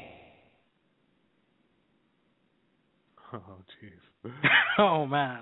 Okay, no, let's see if she can get back in, because the show is technically going to end a little bit. If we could get her back on, folks, we'll keep it in the archives as long as we stay connected. But if not, I'll just end it. So there won't be any outro music, but you and I, Ben, can actually kind of still go on and just kind of close out the show. But I want to kind of give her a second here. If we can archive it, that would be awesome. Yeah, so and if I have to, when I hear the buzzer sounding, I can dial out. But there's like a cutoff point of when I can really keep doing stuff on the board here, and we're coming down to the bottom of that. So I'm actually going to go ahead and just load that up just in case. So, all right, thanks everyone for hanging out with us and putting up with all these things, but as we said, it lets us know we're on the right track, right? So, we'll see if we can get Carrie here and Carrie back. Oh, here she is. Okay, all right. Great. Oh, wait, wrong way. Oh, I'm sorry. Here we go. Carrie. Hello, Carrie. Oh no. Hey, Carrie, you there? Oh. Let's see. Hello. Yay. Okay, that's awesome. Carrie. Yeah, so Ben, you in China, I was saying that you know several languages, you grew up in the Orient, and you would be in a great position to comment on some of Ben Fulford's information. Yeah, I like Ben Fulford. I believe I am because I have dealt with some of the things that he's talking about when he's talking about the triad and the Yakuza coming together. Aspects of the way the triad run their businesses and the way they do, the way they conduct themselves, the way they don't like to be out in the open. And I think that just alone, him coming out and speaking about certain things, number one, it's very dangerous. Number two, especially with that organization, they don't like anybody knowing anything. Oh, did we lose her again? Yeah, we did. I'm trying to call her right now. Oh, man. So it's like almost over, and I might have been able to get her. Let's see. Okay. Oh, I don't know. Are you still there, Hello? Ben? Oh, wait, Kerry, you there? Is that you, Kerry? Whoa. Hello? Hey, hello. Well, you're still there, right, Ben? I'm right here. So Okay. perhaps you can catch the archived version of this if we're like 30 seconds. I don't know how much overtime we get. But yeah, as I was talking on the Pig Radio show, yeah, they're very much behind the scenes. They want to be hidden. They don't want to draw any attention to themselves. They're technically a criminal organization. They want people, all eyes diverted away from anything that they're doing. They don't want, because attention's a bad thing. It's like if you take a bounty hunter and he goes looking for a person, he's bringing heat into that neighborhood. All the drug dealers and everybody in that area, they don't want the bounty hunter drawing heat and the police around the area. They want to get that person out. And it's the same situation here, okay? And that's basically it. They don't like a lot of the attention that's being brought on them. So absolutely. I honestly think that's the case. So maybe I should just call Kerry back and see if like an independent show, and maybe she can do something that way. And so she has my take on it. Yeah. I think that would be great because I mean we got a chance to go into a little bit, but I think you guys would be able to really expand upon that subject in all kinds of different ways too. So, and I think it does. I think more information about Asia's perspective is needed right now by someone who understands it. So I think that's I picked apart a little bit of it on the Camelot forum because Ben Fulford, he talks about the Black Dragons, the Kurukai, of course, and everybody who's watched the movie Bloodsport know who the Kurukai are. The problem is the organizations that he's talking about are from the 40s, the 50s. The Green Dragons, the last of the Green Dragons were actually killed in Tibet, I believe, because they were killed by the communists. Because the problem was they actually left Japan and they went on their little endeavors of trying to take over bits here, Mongolia and places like that, and they ended up in Tibet, and the last of them actually died. Now, the Black Dragons, I believe there was only a handful left, and I don't believe they're actually around anymore. So it's little things like that, and as I say, the war that's going on at the moment in places like Malaysia between, now it's not just the Triad and the Yakuza. You have Filipino gangs, in Thailand you have the Thai gangs, in Taiwan you've got the Taiwanese gangs, so you've got all these little gangs from everywhere, and they're all vying for power. You got the little guys, the little gangs that are they're not powerful at all, but they certainly try and keep that element out of their country. And that's in Thailand you've got all girl gangs that go out and do this stuff.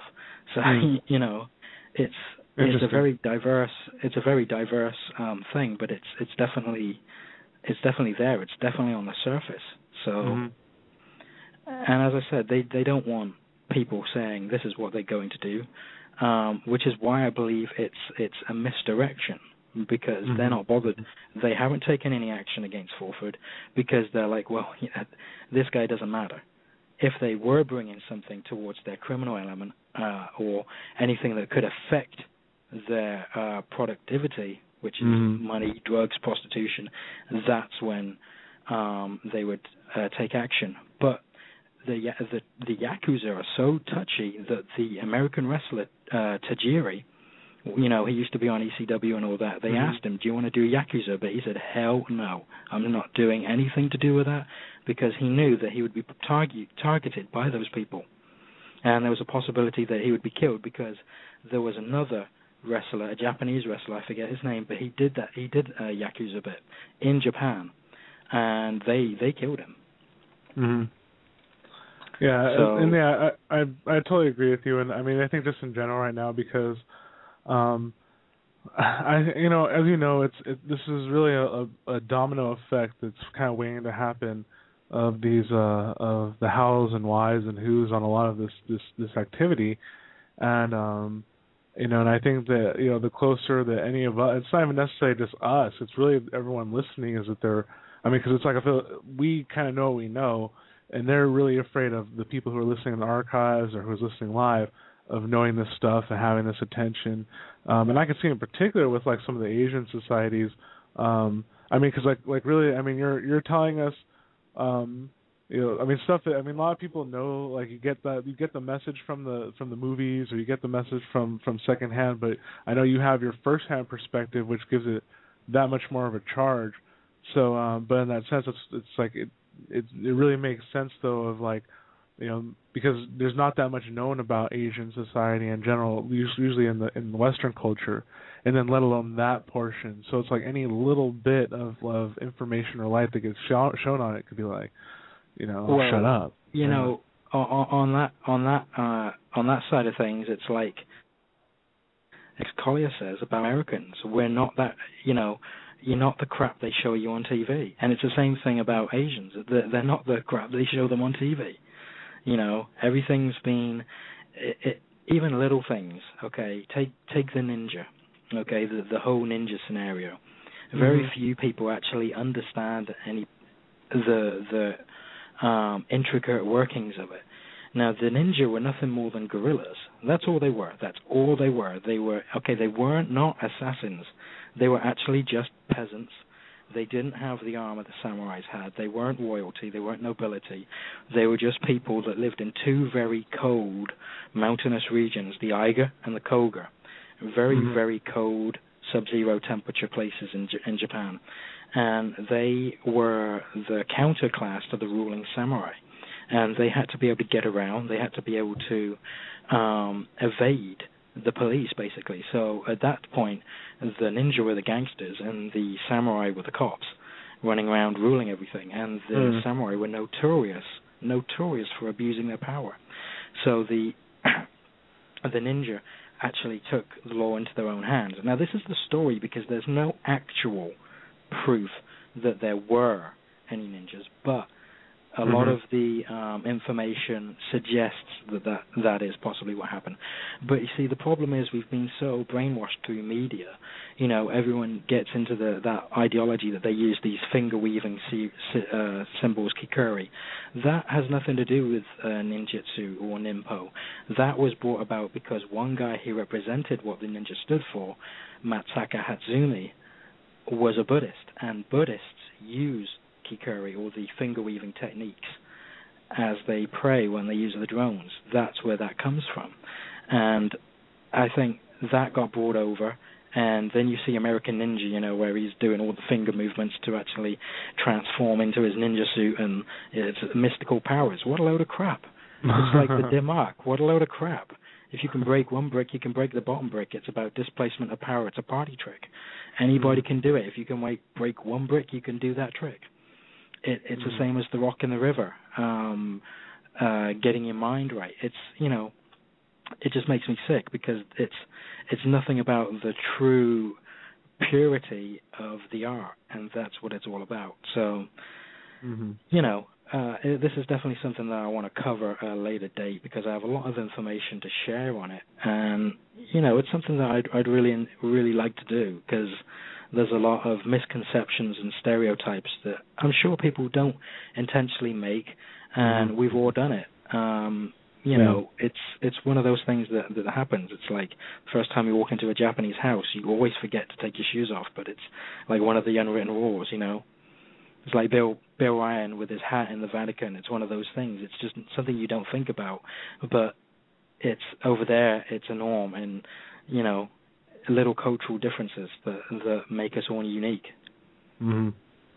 Yeah, absolutely. And actually, that's one of the things, like how I spoke with you about, expanding the shows on the UTE here, and how I want to do, sort of like practitioner shows, like where we have people who do things like healing modalities or work with herbs or all these things like that. And so I think a lot of people dreaming.